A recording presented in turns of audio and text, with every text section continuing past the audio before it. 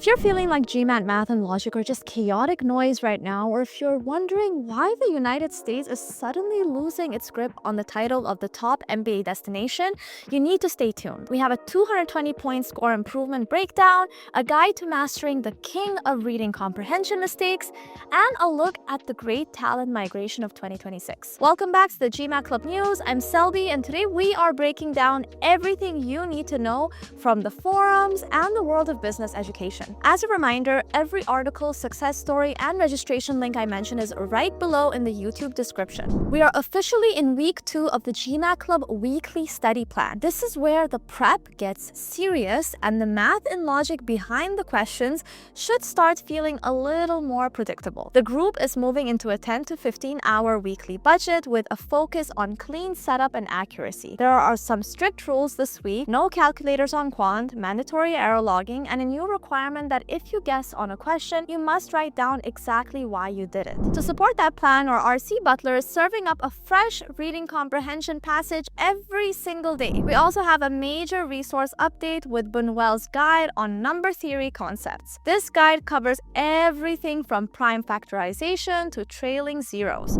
Also, speaking of results, we have a massive success story this week from a member who jumped from a 455 to a 675, a 220-point improvement. They finished with an 84 in verbal, 84 in quant, and 82 in data insights after starting with no real GMAT knowledge or recent math experience. The breakthrough came from shifting to a system that teaches how to think rather than just using a question bank. They specifically found that reading for structure instead of reading for content in RC was worth an immediate 3 to 4 question boost. In verbal strategy, GMAT Ninja Fridays tackled episode 3 this week, focusing on Inference Questions, the undisputed king of unnecessary mistakes. The session teaches that on the GMAT, an inference is a mathematical deduction, not a creative leap or a reading between the lines exercise. If you find yourself making creative guesses, you are likely walking into a trap. To go even deeper, we have a new 2-hour RC Masterclass by Trishala, a V90 score. She breaks down the strategic reading method required to target the 90th percentile and above, focusing on reading strategically rather than just reading more. In big MBA news, the GMAC Geographic Mobility Whitepaper for 2026 suggests that the golden era of business school destination is over. For the first time, the United States is no longer the undisputed top destination as global talent is being rerouted. Visa-friendly policies are now the #1 driver of where talent lands,